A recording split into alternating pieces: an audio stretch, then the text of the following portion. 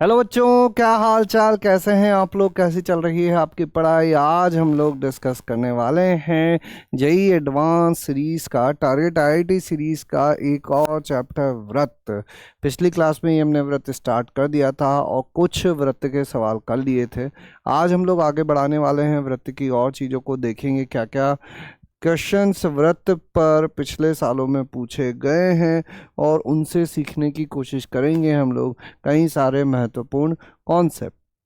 फिर से बता देता हूँ मैं क्या क्या बातें हम लोगों को याद रखनी है सेशन को स्टार्ट करने से पहले। पहली चीज़ तो थ्योरी पढ़ के आना, डायरेक्ट क्लास में मत आ जाना, नहीं तो बड़ी दिक्कतें हो जाएंगी।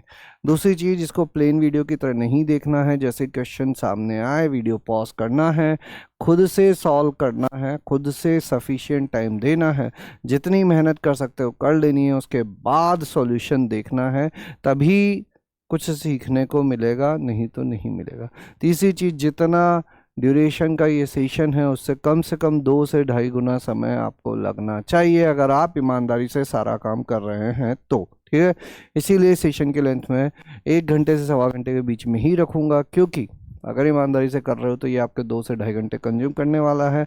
आपको थ्योरी भी पढ़नी है, आपको बाकी दोनों सब्जेक्ट भी पढ़ने हैं, तो ये सारी बातों को ध्यान में रखते हुए इस लेक्चर को हम लोगों को आगे प्रोसीड करना है, तभी लर्निंग ज़्यादा से ज़्यादा होगी। प्लेन वीडियो की तरफ मत देखना। ठीक है, चलिए फिर कहानी को आगे बढ़ाते हैं, देखते हैं क्या क्या और सवाल व्रत से पूछे गए हैं। ठीक है, 2021 का कल मैंने नहीं कराया था क्योंकि वो एक लंबा सवाल था, आज इसको करते हैं हम लोग, है ना। उसके बाद बचे हुए सवालों की तरफ आगे बढ़ेंगे। ठीक है, एक ऐसे त्रिभुज पर विचार कीजिए जिसकी दो भुजाएं एक्स अक्ष तथा रेखा x+y+1 = 0 पर स्थित है। ठीक है,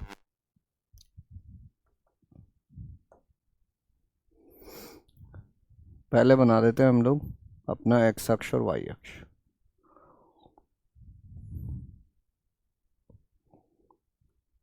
किस पर विचार करना है हम लोगों को? जिसकी दो भुजाएं एक्स अक्ष, एक भुजा एक्स अक्ष के अनुदिश है ना, एक्स अक्ष के अनुदिश है तो ये मान लेते हैं, और दूसरी भुजा x+y+1, यानी x = 0 रखोगे, y-1, y = 0 रखोगे, x-1, है ना, ऐसा कुछ है। ठीक है, यदि त्रिभुज का लंब केंद्र 1,1 है, 1,1 कहाँ होगा? 1,1 तो यहाँ कहीं होगा।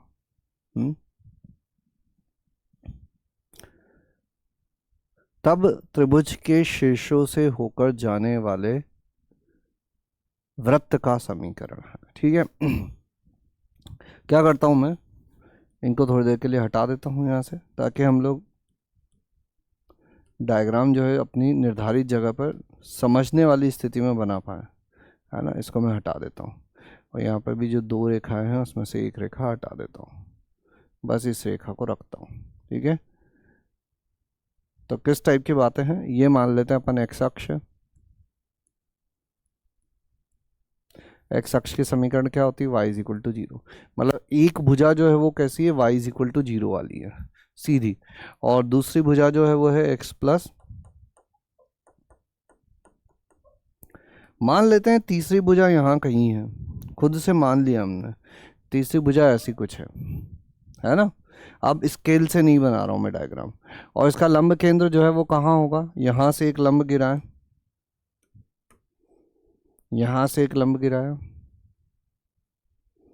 यहाँ से एक लंब, और यहाँ से एक लंब गिरा है। ठीक है, ध्यान से सुनते रहना। तो ये लंब गिरा है तो ये 90 डिग्री, ये 90 डिग्री, ये 90 डिग्री। मान लेते हैं ये बिंदु ए है, ये बिंदु बी है, ये बिंदु सी है, और ये है ऑर्थो सेंटर एच। ठीक है, ए बिंदु यानी कि किन दो भुजाओं का प्रतिच्छेदन बिंदु? y = 0 और x+y+1 = 0। y = 0 लिख दोगे, x = -1 आ जाएगा, ये बिंदु हो जाएगा -1, 0। यानी कि एक शेष तो हम लोगों को मिल गया, एक शेष तो हम लोगों को मिल गया, y = 0, -1, 0। ये जो है ये 1,1 दिया हुआ है। ठीक है, अब देखो कुछ कुछ बातें और करते हैं। ये जो भुजा है ये वाली भुजा, ये भुजा है y इज इक्वल टू 0। तो इस भुजा पे स्थित जो भी बिंदु होगा वो किस रूप का होगा? 0 कॉमा बीटा रूप का होगा, है ना। इसी प्रकार से इस भुजा पर स्थित जो भी बिंदु होगा, अगर x को अल्फा मान लें तो y कितना हो जाएगा? माइनस अल्फा माइनस 1 हो जाएगा। यहाँ x is equal to alpha लिखा तो y आ गया माइनस अल्फा माइनस 1। ठीक है, अब देखो हमको क्या चाहिए? पहले ये दोनों निर्देशांक चाहिए। तो ये निर्देशांक कैसे मिलेंगे? ध्यान से सुनना, पहले इसकी बातें करता हूं मैं। ये है अपनी y इज इक्वल टू 0 रेखा। अब y इज इक्वल टू 0 रेखा के लंबवत जो रेखा होगी, y इज इक्वल टू 0 रेखा के लंबवत जो रेखा होगी वो किस रूप की होगी? x is equal to something रूप की होगी। दूसरे शब्दों में कहें तो इसका ढाल जो होगा वो कैसा होगा? अनंत होगा। इसका ढाल कैसा होगा? अनंत होगा।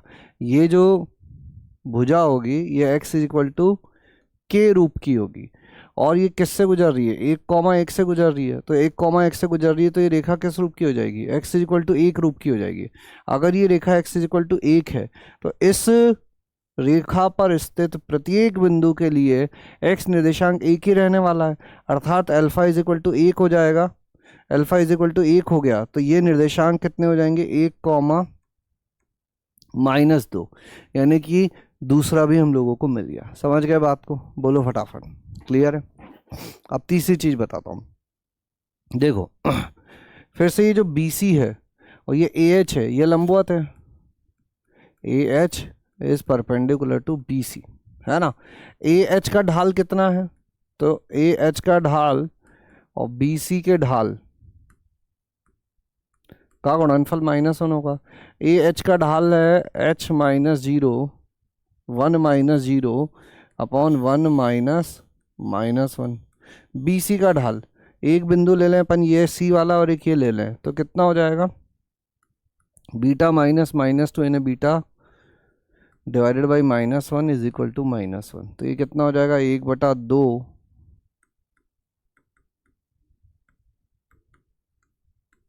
Is equal to -1। -1 से -1 काट दो, beta plus 2 is equal to 2, beta आ गया 0, यानी कि ये बिंदु हो जाएगा 0,0। यानी कि तीनों बिंदु मिल गए क्या? बताओ फटाफट, क्या तीनों शेष मिल गए हम लोगों को? क्या अगर तीनों शेष मिल गए हैं, अगर तीनों शेष मिल गए हैं तो क्या बाकी बची हुई चीज़ें अब हम खुद से नहीं कर सकते हैं क्या? फटाफट बताओ एक बार। अगर तीनों शेष मिल गए हैं, अगर तीनों शेष मिल गए हैं तो क्या बाकी बची हुई चीज़ें हम खुद से कर सकते हैं क्या? करो, इस जगह वीडियो को पॉज करके खुद से सॉल्व करने की कोशिश करो। ठीक है, देखो अगली बात क्या पूछी गई है ऑप्शन में। देखो क्या क्या पूछा गया। परिवृत्त का समीकरण पूछा गया है ना। अब क्या हुआ है? त्रिभुज के तीनों शेष आपको मिल गए हैं।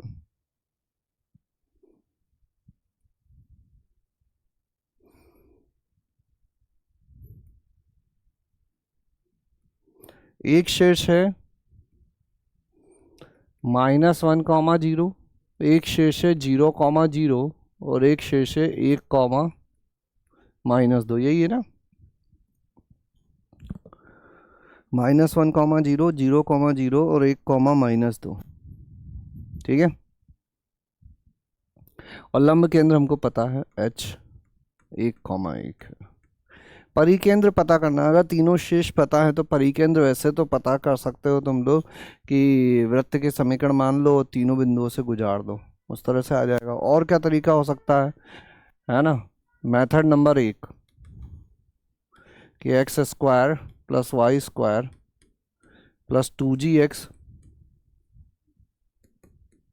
ये मान लो, और इसको किस किस से गुजार दो? ये 0,0 से गुजरता है, -1,0 से गुजरता है और 1,-2 से गुजरता है। 0,0 से गुजारोगे C0 आ जाएगा, -1,0 से गुजारोगे तो ये हो जाएगा 1 प्लस 0 -2g प्लस 0 प्लस 0, तो g इज इक्वल टू आ जाएगा 1/2। और ऐसे ही 1, -2 से गुजारकर f का मान भी निकाल सकते हैं। ठीक है, दूसरा मेथड बताता हूँ एक और। दूसरा मेथड क्या कहता है कि सेंट्रोइड जो होता है ना, वो ऑर्थो सेंटर और सरकम सेंटर यानी कि केंद्रक लंब केंद्र एवं परिकेंद्र को 2:1 में बांटता है। ये 1, 1 तुमको दिया हुआ है ना। इसका केंद्रक निकाल दो। केंद्रक क्या होगा, -1 और 1 0, और यहाँ आ जाएगा -2/3। तो केंद्रक के निर्देशांक आ गए 0, -2/3। तो परिकेंद्र के निर्देशांक मान लो x, y, है ना। और अब लगा दो विभाजन सूत्र। अब लगा दो विभाजन सूत्र, तो इससे अपन को डायरेक्ट परिकेंद्र मिल जाएगा, है ना। क्या होगा, 2 x +1/3 = 0, यानी कि x =-1/2, जो यहाँ से भी आ रहा था g 1/2 था, केंद्र -1/2 हो जाता। ठीक है, और y कैसे आ जाएगा, 2y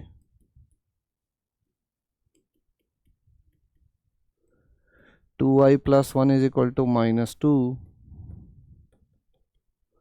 y हो जाएगा -3/2, -3 + 1 -2/3। Very good. अब अपने पास आ गया परिकेंद्र, और क्या चाहिए अब हम लोगों को, परित्रिज्या। तो ये किससे गुजरता है, अगर परिकेंद्र आ जाए, क्या आ गया परिकेंद्र, -1/2, -3/2। परित्रिज्या किसी भी एक बिंदु से दूरी पता कर लो, किसी भी एक बिंदु से दूरी पता कर लो। तो ओ बी ये अपनी त्रिज्या हो जाएगी, जो कि कितनी हो जाएगी, √1/4 + 9/4 यानी कि 10/4। तो वृत्त क्या हो जाएगा, x² प्लस, वैसे तो ये केंद्र आ गए थे और C0 है ही, ये बात पता ही है हम लोगों को, है ना। तो x² + y², और ये हो जाएगा अपना x + 3y, ऐसा हो जाना चाहिए, x² + y² + x + 3y, यानी कि आंसर हो जाएगा बी। क्या ये बात क्लियर है, बोलो कितने लोगन नू ए बात समझ में आ गईली है, कितने लोगों को यह बात समझ में आ गई है। अच्छा सवाल था, काफ़ी दिमाग लगाओगे कर पाओगे। ठीक है, चलिए आगे बढ़ाते हैं कहानी को, एक सवाल और देखते हैं। अब 2019 का पहले ही कर लिया था हमने, 2019 वाले सवालों पर आ गए हैं। नॉर्मली ऐसा होता है कि दोनों पेपर मिलाकर 1 या 2 सवाल मिल सकते हैं, है ना। एक भी हो सकता है, दोनों पेपर में एक एक भी हो सकता है, तो 2 सवाल भी हो सकते हैं। चलिए, एक रेखा y = mx + 1 इस वृत्त को बिंदु P और Q पर प्रतिच्छेद करती है।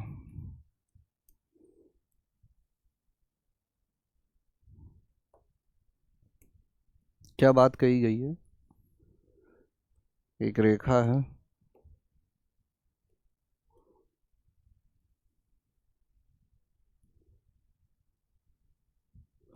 y = mx + 1, वृत्त x - 3² 25 को बिंदुओं P और Q पर प्रतिच्छेद करती है। P और Q पर प्रतिच्छेद करती है। अगर रेखाखंड PQ के मध्य बिंदु का x निर्देशांक -3/5 है, मान लेते हैं इस बिंदु को R, क्या मान लेते हैं, R मान लेते हैं, है ना। तो निम्न में से कौन सा विकल्प सही है। अच्छा, इसका केंद्र क्या है, बड़ा अच्छा सवाल है, बड़ा आसान सवाल है, भैया खुद से करना, भैया खुद से करना, बड़ा अच्छा सवाल है। एक बार वीडियो पॉज करो और खुद से सॉल्व करो।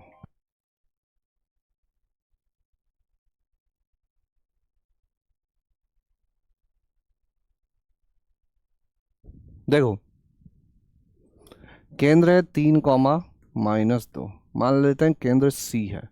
तो ये C से अगर किसी भी केंद्र से किसी भी जीवा के मध्य बिंदु को मिलाया जाए, तो वो उसके लंबवत होता है। या दूसरे शब्दों में कहें, केंद्र से किसी भी जीवा पर लंब गिराएंगे, केंद्र से किसी भी जीवा पर लंब गिराएंगे, केंद्र से किसी भी जीवा पर लंब गिराएंगे, तो वो उसको दो बराबर भागों में बांटेगा।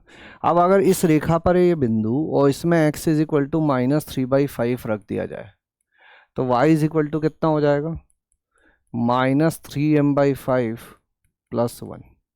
यानी कि जो r बिंदु है, r बिंदु के निर्देशांक हो जाएंगे -3/5 -3m/5 +1। c बिंदु के निर्देशांक हैं 3 -2।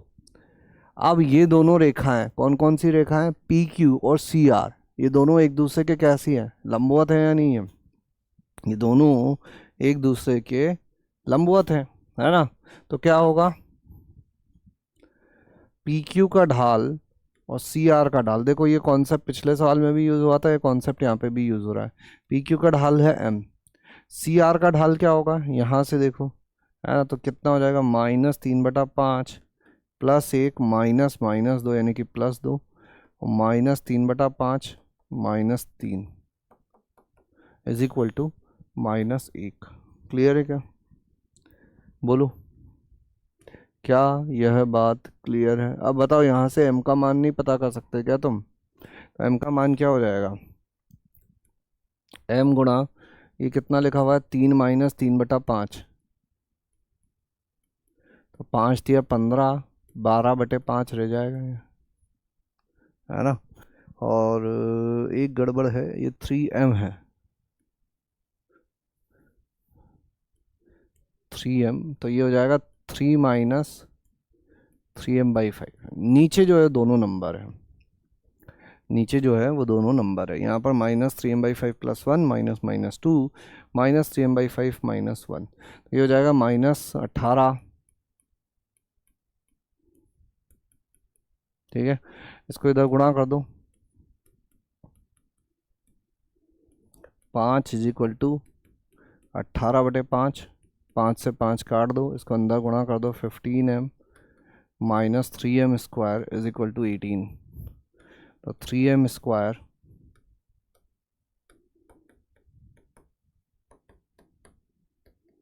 तीन के पहाड़े से भाग दे दो, तो m का मान आ गया 2 और 3, तो 2 और 3 आ गया, तो इसमें तो 2 और 3 नहीं है, इसमें 2 और 3 दोनों है, इसमें 2 और 3 नहीं है, इसमें 2 और 3 नहीं है, तो आंसर फिर से इस सवाल का भी कितना हो गया, बी ही हो गया। लेकिन ऐसा मत सोचना कि हर सवाल का बी ही आएगा, इसका आ गया सो आ गया। ठीक है, क्लियर है। चलिए फिर आगे बढ़ाते हैं कहानी को, करते हैं एक और सवाल, आगे बढ़ाते हैं कहानी को, करते हैं एक और सवाल, देखते हैं एक और सवाल। चलिए, 2019 का एक और सवाल था ये, पढ़ो सवाल को, करो वीडियो पॉज, करो खुद से सॉल्व। माना कि बिंदु B रेखा 8x -6y -23 के सापेक्ष बिंदु A 2,3 का प्रतिबिंब है। माना कि टाउ A और टाउ B क्रमशः त्रिज्याएं 2 और 1 वाले वृत्त हैं, जिनके केंद्र क्रमशः A और B हैं। बहुत बढ़िया बात हो गई। माना कि वृत्तों टाउ A और टाउ B की एक ऐसी उभयनिष्ठ स्पर्श रेखा T है जो दोनों वृत्त जिसके एक ही तरफ है। यदि C बिंदुओं A और B से जाने वाली रेखा और T का प्रतिच्छेदी बिंदु है, तब रेखाखंड AC की लंबाई है। देखो कैसी कैसी बातें कही गई है यहाँ पर, समझते हैं, है ना। सबसे पहले तो क्या कहा गया है कि B जो है वो A का प्रतिबिंब है। किसका प्रतिबिंब है, A का। मान लो A यहाँ है तो B यहाँ है, A के निर्देशांक दिए हुए हैं और ये रेखा भी दी हुई है 8x, ये प्रतिबिंब आ जाएगा। ठीक है, टाउ A जो है इसकी त्रिज्या 2 है, 2 इकाई इसकी त्रिज्या है।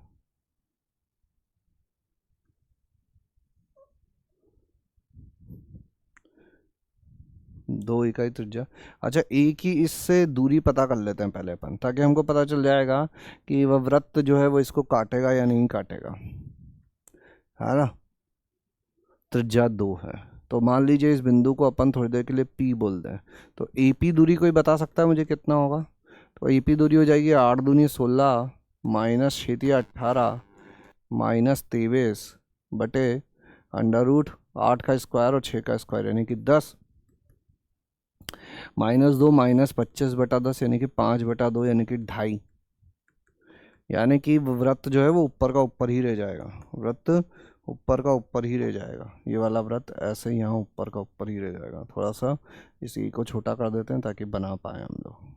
ऐसी कुछ कहानी है ना। P बिंदु यहाँ है। सवाल समझ लो भैया पहले अच्छे से। वृत्त 2 इकाई त्रिज्या का, ठीक है। और B जो है, B क्या है? A का प्रतिबिंब है। तो A वैसे तो हमको दिया हुआ है, रेखा हमको दी हुई है, तो हम B भी पता कर सकते हैं। और B एक ऐसे वृत्त का केंद्र है जिसकी त्रिज्या और छोटी एक ही है। यहाँ तक की कहानी क्लियर रहनी चाहिए, ठीक है। अब ये इसका प्रतिबिंब है, तो कुछ कुछ बातें और लिख देते हैं। प्रतिबिंब है तो AP इज इक्वल टू क्या होगा? PB होगा, है ना। ये सब बातें याद रखना। बी के निर्देशांक और पता कर लो। तो बी के निर्देशांक कैसे पता करते हैं? प्रतिबिंब कैसे पता करते हैं? x माइनस 2/8 y माइनस 3/-6 और माइनस यहीं रखना है अपन को 8 दूनी 16 माइनस 18 माइनस बटे इस बार आ जाएगा 100, ठीक है। प्रतिबिंब में तो यहाँ 2 भी लगा देते हैं।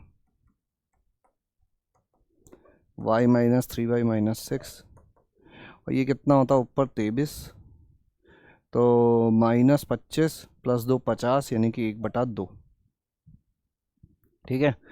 तो x माइनस 2 एक बार इसके बराबर करोगे 4 आ जाएगा, x इज इक्वल टू 6 और x minus y minus 3 y is equal to 0। तो ये हो जाएगा 6,0। b हो गया 6,0। मध्य बिंदु देख लो कितना है, 4,3/2, तो 4×8 = 32 माइनस 3/2 यानी कि 9 माइनस 23, ठीक है। सही आ गया डेटा, ठीक है। अब देखो अगली चीज, माना कि वृत्तों टाउ ए और टाउ बी की एक ऐसी उभयनिष्ठ स्पर्श रेखा टी है जो जिसके दोनों वृत्त एक ही तरफ है। मतलब ऐसी कोई एक स्पर्श रेखा है जिसके लिए दोनों वृत्त जो है वो एक ही तरफ है। इस तरफ है, एक ही तरफ है। और यदि सी बिंदु ए और बी से जाने वाली रेखा, ए और बी से जाने वाली रेखा और इस स्पर्श रेखा का प्रतिच्छेदन बिंदु है, ये अपना दोनों केंद्र, ये सी है और इस रेखा का नाम टी है,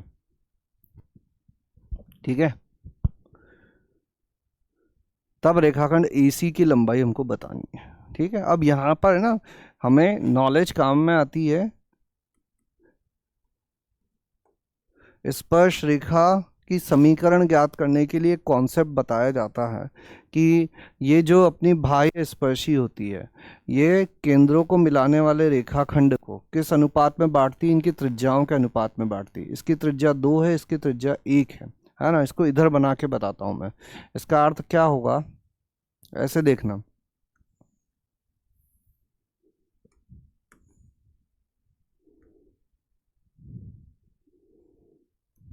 ये अगर अपना केंद्र A है, ये केंद्र B है और ये स्पर्शी यहाँ आके मिल रही है, तो ये जो एक स्पर्शी भी बना देते हैं और फिर दोनों वृत्त भी बना देते हैं। क्योंकि इस रूप में देखने की आदत है तुम लोगों को, इसीलिए इस रूप में मैंने बना दिया। ये और ये,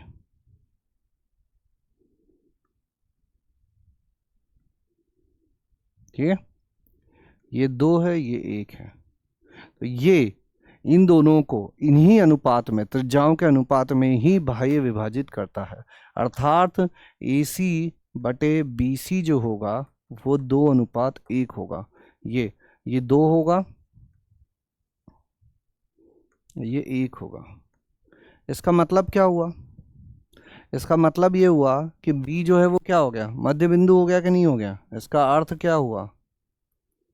इसका अर्थ क्या हुआ कि A, B और C ये 1:1 में है, ये मध्य बिंदु हो गया, है ना। A के निर्देशांक 2,3 पता है, B के निर्देशांक 6,0 पता है, 1:1 में है। तो B के निर्देशांक भी पता है हम लोगों को, तो इसके निर्देशांक पता कर सकते हो क्या? C के निर्देशांक x, y मान लें तो कितना हो जाएगा? x + 2 बटे 2 = 6, यानी कि x = हो जाएगा 10, y + 3 बटे 2 = 0, यानी y हो गया -3। तो ये हो गया अपना 10, -3। और हमको क्या चाहिए? यही AC ही चाहिए, है ना। AC की ही लंबाई चाहिए। तो AC की लंबाई कितनी हो जाएगी? 10 - 2 यानी कि 8 का वर्ग 64, -3 - 3 यानी कि 6 का वर्ग 36। तो AC आ जाएगा 10, AC आ जाएगा 10।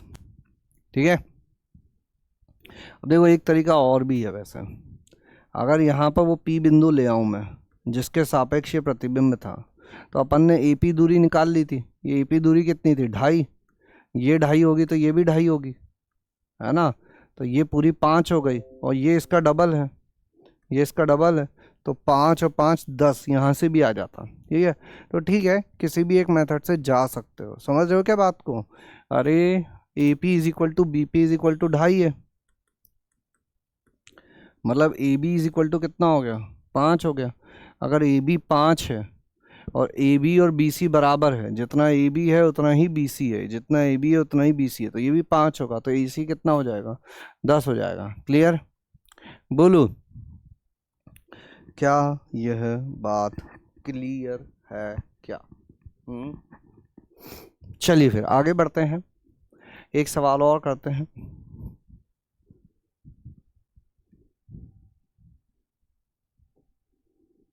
ये बड़ा ही अच्छा सवाल, बड़ा ही शानदार सवाल था। इस सवाल को जो लोग समझ लेंगे, मतलब उनको वृत्त की अच्छी खासी समझ आ चुकी है। कितना बड़ा ये सवाल है उसी से अंदाज़ा लग जाता है कि इसमें बहुत सारी मेहनत हमारी इन्वॉल्व होने वाली है। क्या दिया गया है? अनुच्छेद में दी गई जानकारी के आधार पर सूचियों का उचित मिलान करके प्रश्न का उत्तर दें, है ना। पहले जानकारियाँ जो है उसको समझो और फिर प्रश्न वगैरह देखेंगे अपन। ठीक है। माना कि वृत्त C1 x² + y² = 9, वृत्त C2 x - 3 का वर्ग प्लस y - 4 का वर्ग = 16 एक दूसरे को बिंदु x और y पर काटते हैं। ये दोनों एक दूसरे को प्रतिच्छेद करते हैं। वो हम लोग वैसे भी देख सकते थे कि इनकी त्रिज्याओं का योग 7 है। अगर ये नहीं भी देते तो भी खुद से पता लगाया जा सकता था। और केंद्रों के मध्य की दूरी 5 है, मतलब केंद्र पास पास हैं, त्रिज्या ज़्यादा है। मान लीजिए कि एक और वृत्त C3 x - h² plus y - k² = r² निम्नलिखित शर्तों को संतुष्ट करता है। किन शर्तों को संतुष्ट करता है? ध्यान देना। C2 का केंद्र C1 और C3 का केंद्र C1 और C2 के संरेख है। C1 और C2 दोनों C3 के अंदर है। C3 C1 को M और C2 को N पर स्पर्श करता है। माना कि X और Y से होकर जाने वाली रेखा C3 को Z और W पर काटती है तथा C1 और C3 की एक उभयनिष्ठ स्पर्श रेखा परवलय x² = 8 अल्फा y की भी स्पर्श रेखा है। C1 और C2 के घनिष्ठ इसका इसके बीच स्पर्शरेखा। बहुत बढ़िया। तो हमको ये चीज़ें बतानी है। 2H प्लस के कितना होगा, ZW की लंबाई, XY की लंबाई, त्रिभुज MZN का क्षेत्रफल, ZMW का क्षेत्रफल और अल्फा का मान कितना होगा। इधर दिया हुआ था PQRSTU। ठीक है, बड़ा ही अच्छा सवाल है। अगर सवाल समझ में आया है तो करना स्टार्ट करो। करो वीडियो को पॉज और करो खुद से सॉल्व करो। वीडियो खाओ पॉज और करो खुद से सॉल्व।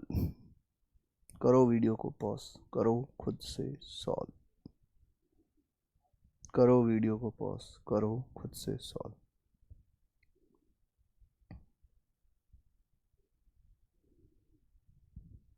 देखो,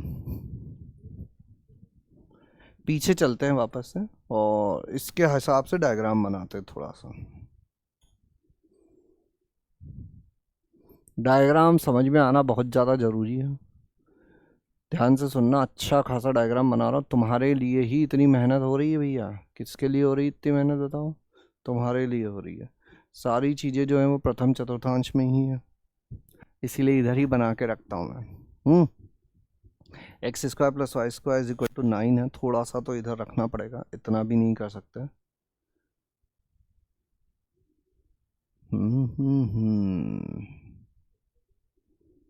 ठीक है, एक वृत्त x² + y² = 9। ठीक है, ये मान लिया अपन ने x² + y² = 9। अपना वृत्त C1 हो गया। C2 भी एक वृत्त है जो इस वृत्त को प्रतिच्छेद करता है। C है x² + y² -9 = 0। और C2 जो है, ध्यान से सुनना भैया, बहुत शानदार सवाल है, एकदम दिमाग जो है तुम्हारा खोल के रख देगा ये सवाल। C2 जो है वो, इसको अगर प्रसार करके लिख दें तो x² -6x + 9 y² -8y + 16 = 0। ये हो गया x² = 16। x² + y² -6x -8y + 9 = 0। ठीक है, C1 इसको इधर ले जाके लिख लेते हैं अपन। x², 16 से 16 कट जाएगा, -8y और y² -6। ठीक है, x² + y² -6x -8y + 9 = 0। यही ना?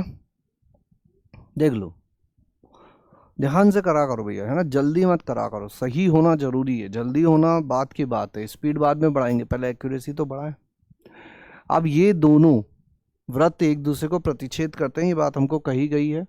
C1 और C2 x और y पर प्रतिच्छेद करते हैं, है ना?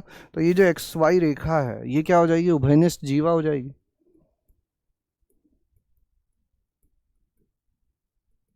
दो वृत्त जहां एक दूसरे को प्रतिच्छेद करते हैं वो उभयनिष्ठ जीवा हो जाती है। उभयनिष्ठ जीवा के समीकरण कैसे पता करते हैं हम लोग? C1 - C2 = 0 से पता करते हैं। इसमें से इसको घटाएंगे तो कितना आ जाएगा? -9 + 6x + 8y और -9। समझ रहे हो बात को? बोलो।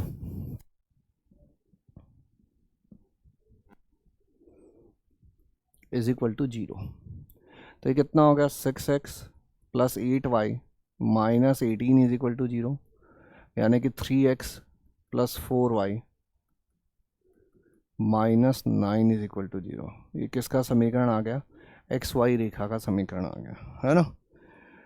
इसमें x = 0 रखेंगे तो y कितना आ रहा है? 9/4 और y = 0 रखो तो x कितना आ रहा है? 3, है ना? और ये जो वृत्त है, ये वृत्त क्या था अपना? x² + y² 0,3 -3,0 और 0, -3, है ना? तो x y = 0 रखने पर x3 आ रहा है, y = 0 रखने पर यहाँ से भी x3 आएगा, y इज इक्वल टू 0 रखने पर वहाँ से भी x3 आएगा। दूसरा प्रतिच्छेदन बिंदु क्या होगा? दूसरा प्रतिच्छेदन बिंदु इसको ये रेखा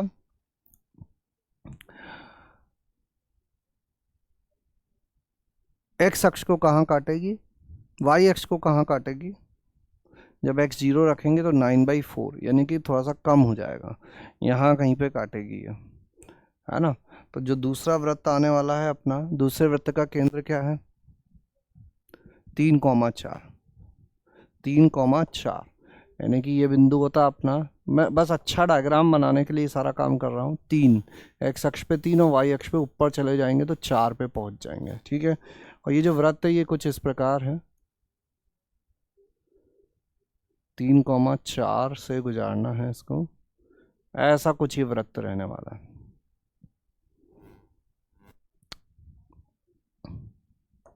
ठीक है। x अक्ष पे 3, y अक्ष पे 4।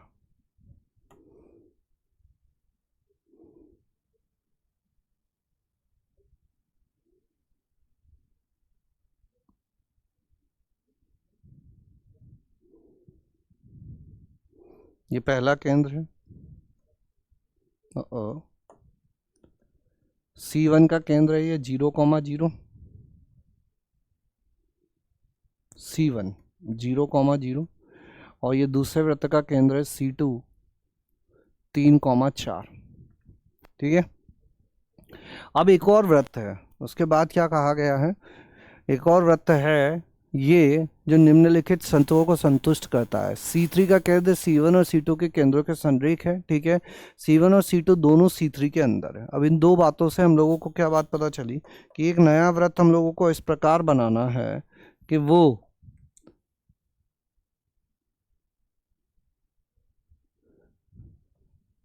इन दोनों को स्पर्श करता है। थोड़ा सा छोटा करते हैं,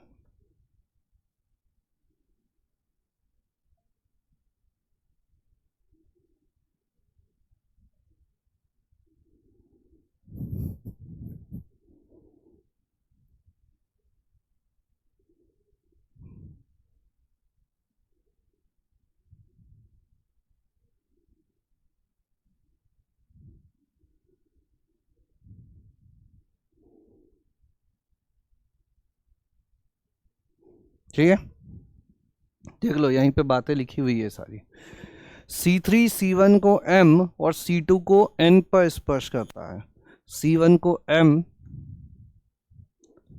C1 को M, तो यहां से एक ऐसी सीधी रेखा खींच देते हैं पहले, जो इनके केंद्रों को भी मिलाएगी और इस तरह से स्पर्श भी करेंगी, है ना। इस सारे बिंदुओं को मैं अभी के लिए हटा देता हूं ताकि तुम साफ सुथरी चीजें देख पाओ। ये अभी तक की स्थिति है, ये अभी तक की स्थिति है ना। अब मैं यहाँ मार्क करता हूँ बिंदु, ये अपना C1 है, इसका केंद्र C2 यहाँ मान लेते हैं, और इनका जो केंद्र होगा वो C3 इसी रेखा पर कहीं होगा। ये M पर स्पर्श करता है और ये N पर स्पर्श करता है। ये जो बड़े वाले वृत्त है इसका केंद्र कहीं पे बीच में हो सकता है ना, हमको नहीं पता है, बस संरेख है और दोनों अंदर हैं और ये है, बस इतनी ही बातें करके छोड़ दिया गया है। मान लेते हैं केंद्र कहीं यहाँ पे इसका C3 हो सकता है, हमको नहीं पता है कि वो कहाँ होगा, ठीक है। क्या डायग्राम क्लियर है क्या अभी तक? क्या डायग्राम क्लियर है क्या? और क्या क्या बातें हम लोगों को पता है कि ये C1 जो है वो 0,0 है, ये C1M जो है त्रिज्या है ये 3 है, ये C2 जो है ये 3,4 है, और ये जो त्रिज्या है ये 4 है। तो एक तरह से देखो, अब ध्यान से सुनना, अब चीजें सॉल्व होना स्टार्ट हो रही है। C3 क्या है अपना? C3 का केंद्र कितना दिया हुआ है? H और K, x माइनस एच का square plus y minus k का square is equal to R square, है ना। तो ये Mn जो है, Mn किसका काम करेगा? एक इस बड़े वाले वृत्त के लिए व्यास का काम करेगा। तो ये Mn किसके बराबर होगा? 2R के बराबर होगा, होगा या नहीं होगा? बिल्कुल होगा। इस वृत्त की त्रिज्या mn के टुकड़े करते हैं, mn को अपन लिख देते हैं mc1, फिर c1 c2 और फिर c2n। mc1 ये कितना है 3 है, c1 c2 इन दो के बीच की दूरी कितनी है 5 है, और c2n ये कितना है 4 है, इज इक्वल टू 2r। 5 4 9 3 12, यानी कि r इज इक्वल टू आ गया 6। यानी कि जो बड़ा वाला वृत्त था C3, उसके लिए एक चीज तो अपन को पता चल गई कि इसकी जो त्रिज्या है वो 36 है। 36, हाँ मतलब 6 है तो समीकरण में 36 आ जाएगा। तो क्या r पूछा गया था क्या? r तो पूछा ही नहीं था। लो कर लो बात, कोई बात नहीं। हमको और क्या पता करना है 2h प्लस के, हमको और क्या पता करना है 2h प्लस के। अभी 2h प्लस के कैसे पता करें अपन? देखो अगर C1 C3 की बात करें, C1 और C3 की बात करें, है ना, तो ये C3 C1 से कितना दूर है इस चीज को समझते हैं। बताओ ये MC3 जो है ये क्या है, बड़े वाले वृत्त की त्रिज्या है क्या? MC3, C3 उसका केंद्र है और ये इसको स्पर्श कर रही है, तो MC3 त्रिज्या है तो ये कितनी हो जाएगी 6 हो जाएगी। अब MC3 को अपन कितना लिख सकते हैं, MC1 और C1 C3 is equal to 6। MC1 कितना था 3 plus C1 C3 is equal to 6, तो ये C1 C3 भी कितना आ गया 3 आ गया। अब ये बाई चांस 3 आ गया, इसका अर्थ क्या हुआ कि ये C3 जो है इस छोटे वाले वृत्त की परिधि पर होगा। और इसके निर्देशांक क्या होंगे, इसके निर्देशांक क्या होंगे? तो उसके लिए हम लोगों को क्या करना पड़ेगा कि इस वृत्त पर इस रेखा के अनुदिश 3 इकाई दूरी पे कौन सा बिंदु है ये पता करना पड़ेगा। तो मुझे ये बताओ कि क्या C1 C2 का समीकरण तुम बता सकते हो क्या? C1 C2 का समीकरण या C1 C2 का ढाल ही देख लेते हैं बस। C1 C2 का ढाल कितना होगा? m is equal to tan theta is equal to 4/3। ठीक है, अब सरल रेखा के प्राचलिक रूप वाली बातें कर रहा हूं मैं। इस रेखा पर इस बिंदु से 3 इकाई दूरी पर इस दिशा में क्या बिंदु होगा पता कर सकते हो क्या? अगले पेज पे लेते हैं। सवाल यह है, यहां एक बिंदु है जिसका नाम है C1 जो कि है 0,0 और ये अपनी एक्स अक्ष है। ये m जो है इसका टेन थीटा 4/3 है और इधर कहीं C3 है, ये दूरी है 3 इकाई। तो C3 को कैसे लिख सकते हैं अपन? 0 प्लस 3 कॉस थीटा और 0 plus 3 sine theta. 0 plus 3 cos theta, अगर टेन थीटा 4/3 है, लंब बटे आधार है, तो कॉस थीटा कितना होता है अपना आधार बटा कर्ण, प्लस 0, तो C3 कितना हो जाएगा 9/5 कॉमा 12/5, 9/5 कॉमा 12/5। क्या C3 पता चल गया हमको? C3 क्लियर है क्या? एक बार बता दो फटाफट से। 9/5 कॉमा 12/5, फिर से पीछे चलें क्या? ये आ गया अपना 9/5 कॉमा 12/5, यानी C3 की समीकरण अब पूरी तरह से हमारे सामने आ चुकी है। C3 जो वृत्त है वो है 9/5 का वर्ग y माइनस 12/5 का। मैंने बोला था ना भैया, पूरा दिमाग खोल के रख देगा ये सवाल तुम्हारा। 36, ये C3 सामने आ गया हमारे। क्या सामने आ गया? C3 सामने आ गया। अब C3 सामने आ गया, H और K सामने आ गया, तो अब थोड़ा थोड़ा हल होना शुरू हो सकता है। H और K आ चुका है, तो at least 2H plus K। H कितना आया था? X निर्देशांक 9/5, 16/5, तो 9 दूनी 18 और 16 34/5। एक बार देख लो भैया अच्छे से, 9/5 16/5, 2H प्लस K। H जो है वो 9/5 है, X निर्देशांक 9/5 है और K निर्देशांक जो है वो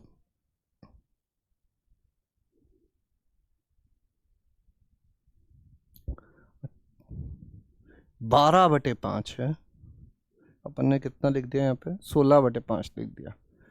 वही मैं सोचूं कि सब कुछ तो सही था, तो 30/5 यानी कि 6 हो जाएगा। तो पहले का तो हो गया P, ठीक है। तो अभी तक जो भी काम किया हमने वो तो केवल और केवल यहीं तक के लिए था। अब आगे बढ़ाते हैं। जेड डब्ल्यू की लंबाई बटे एक्स वाई की लंबाई। अब ये जेड डब्ल्यू और एक्स वाई आखिर है कहाँ? तो एक्स वाई क्या था? एक्स वाई था इनकी, दूसरा रंग लाते हैं,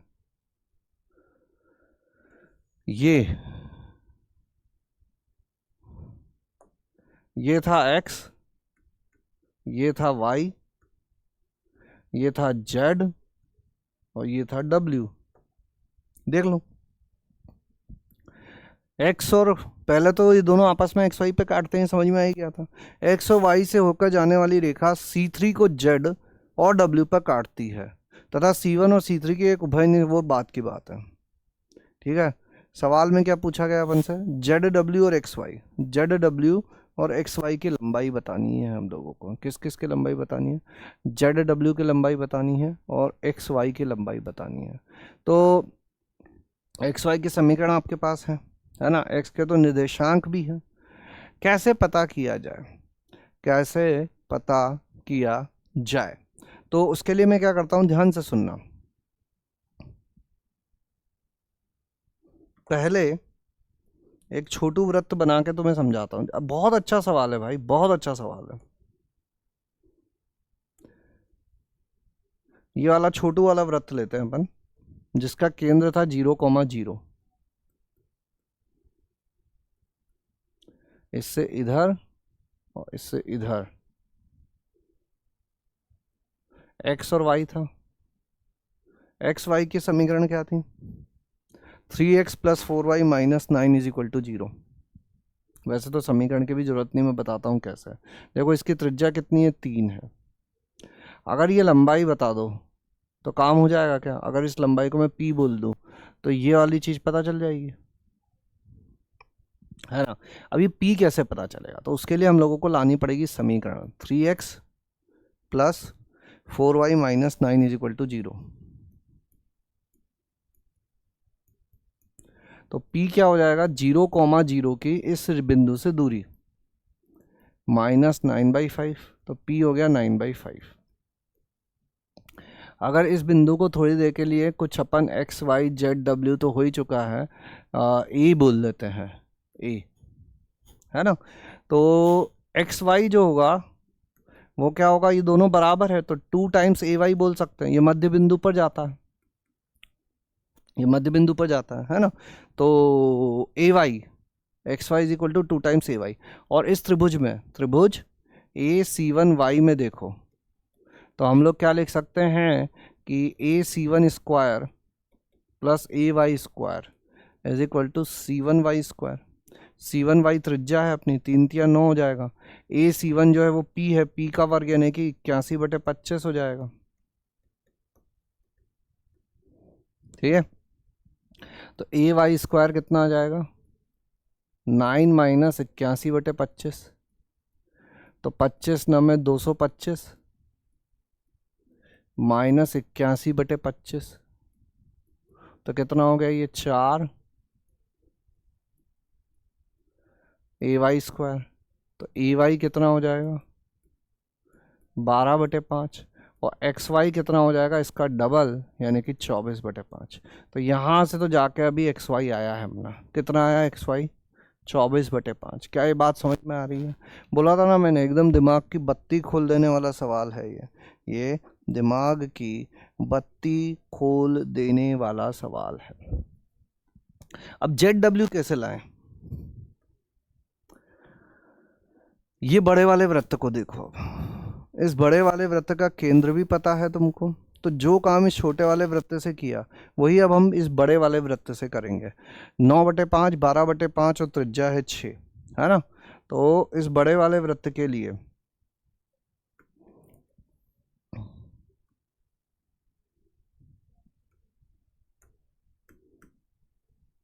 इस बड़े वाले वृत्त के लिए केंद्र से थोड़ा सा इधर यहाँ पर है ये कहानी, ये है C3 और इधर जा रहा है Z पर, ये इधर जा रहा है W पर, इधर जा रहा है Z पर, इधर जा रहा है W पर। ठीक है, रेखा के समीकरण तो हमें पता ही है, वही रेखा है ये 3x + 4y - 9 = 0। केंद्र है 9/5, 12/5। यहाँ से इस दूरी को बोल देते हैं Q, और जिस जगह पे ये गिर रहा है ये भी मध्य बिंदु है, वही A बिंदु होगा, है ना। यहाँ से ये जो बिंदु है, इस बिंदु को ले रहा हूँ मैं, पहले उधर लिया था फिर इधर ले लिया, AC1 AC3। ठीक है, तो अब यहाँ पर भी Q क्या होगा अपना, Q होगा AC3, जो कि होगा इस बिंदु की इस रेखा से दूरी। तो कितनी हो जाएगी, 9 × 27/5 प्लस 12 × 48/5 माइनस 9/5। ठीक है, तो कितना आ गया ये, 9 × 5 = 45, 48 में से 45 गए 3, 27 और 3 30, 30/25 यानी कि 6/5।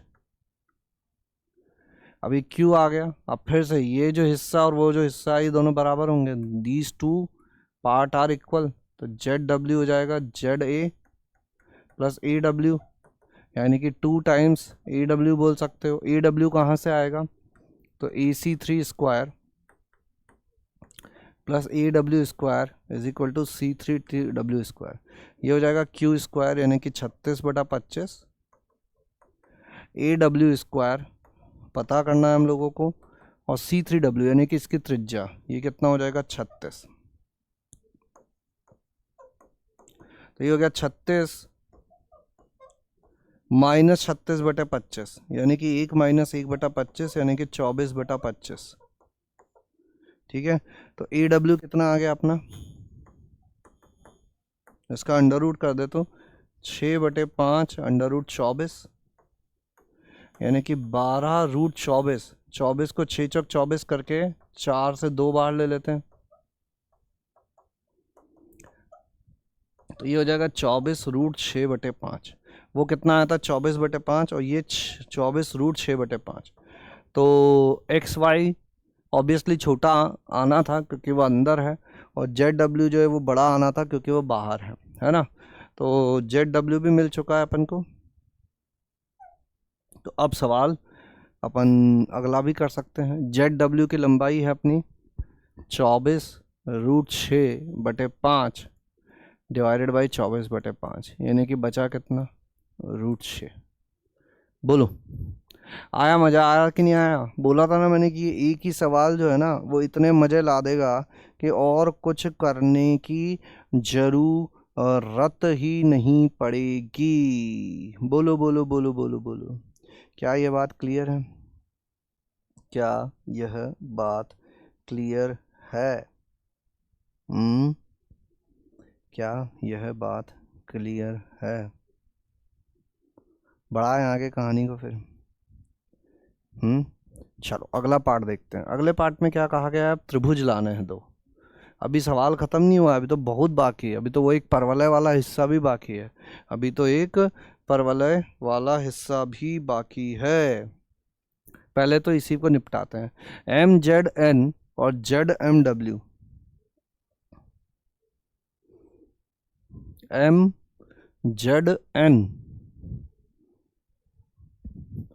MZN और ZMW और ZMW, MZN और ZMW बनाते हैं त्रिभुज को।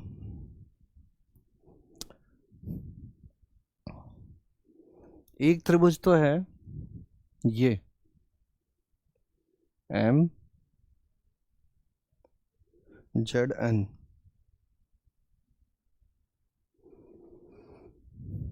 तो ये वाला तो अपन निकाल सकते हैं देखो, क्योंकि इसमें MN भी पता है अपन को, MN कैलकुलेट किया हुआ है, MN 2R है।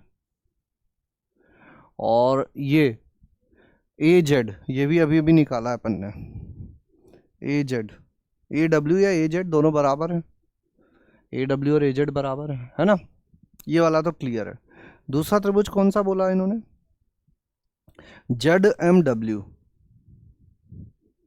Z M W. और कोई रंग लाना पड़ेगा, कौन सा रंग लाएं, गुलाबी ही चलने देते हैं, जेड एम डब्ल्यू। इसमें जेड डब्ल्यू तो पता है, अगर ये एम ए पता चल जाए तो अपना काम बन जाएगा। तो ये भी हम लोग को पता है कैसे, देखो C1M त्रिज्या है और C1A कैलकुलेट कर लिया है, तो बस हो गया काम अपना। तो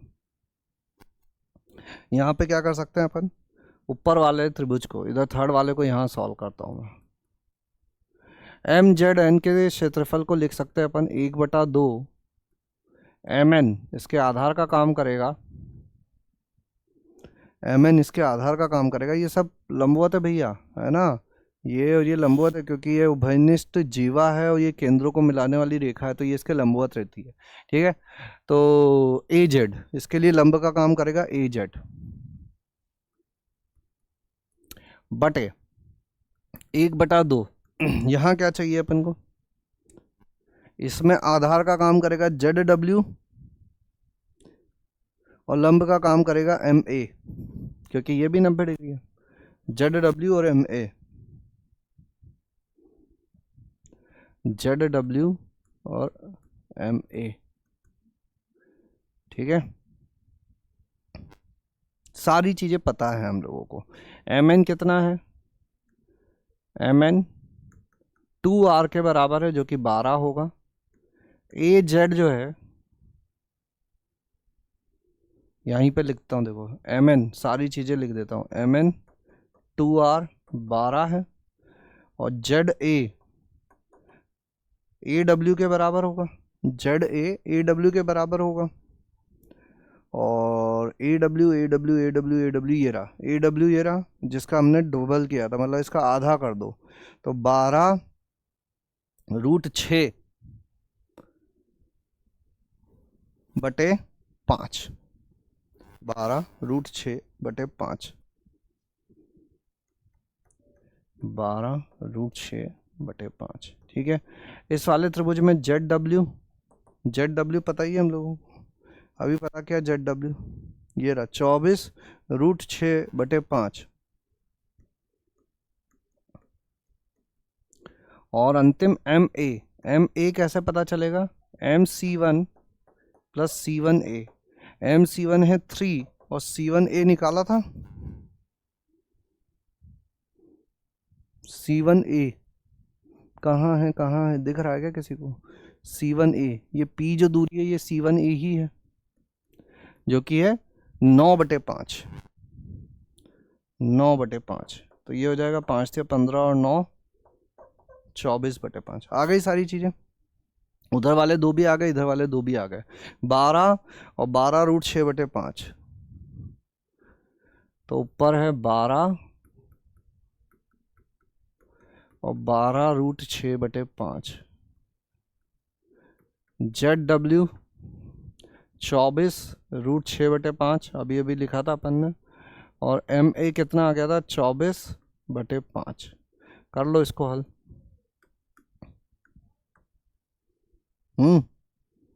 और 12 से ये 2 बार, 12 से ये 2 बार, ठीक है, तो कितना हो जाएगा, ऊपर इस √6 से √6 भी काट देते हैं, इस 5 से 5 भी काट देते हैं, तो 5/4 आ गया, 5 ऊपर चला गया 4 नीचे चला गया, तो ये आर हो जाएगा।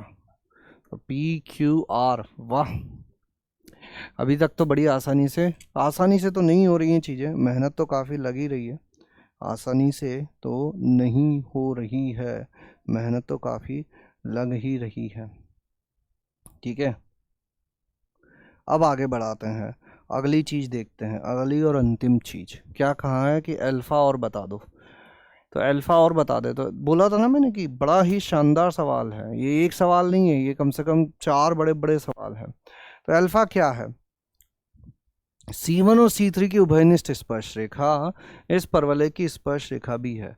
C3 की समीकरण आ गई थी, C1 की समीकरण आ गई थी, तो C1 और C3 की उभयनिष्ठ स्पर्श रेखा के समीकरण कैसे पता करेंगे? इसके लिए मैं नए पेज पे लेता हूं कहानी को।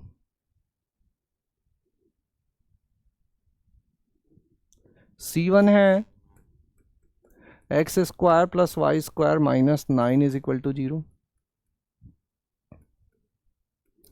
C3 है एक्स माइनस 9/5 का स्क्वायर प्लस वाई माइनस 12/5 का square is equal to 36। X minus 9/5, y minus 12/5, x minus 9/5 plus y minus 12/5 is equal to 36। तो C1 माइनस C3 करना है, तो C3 कैसे आ जाएगा?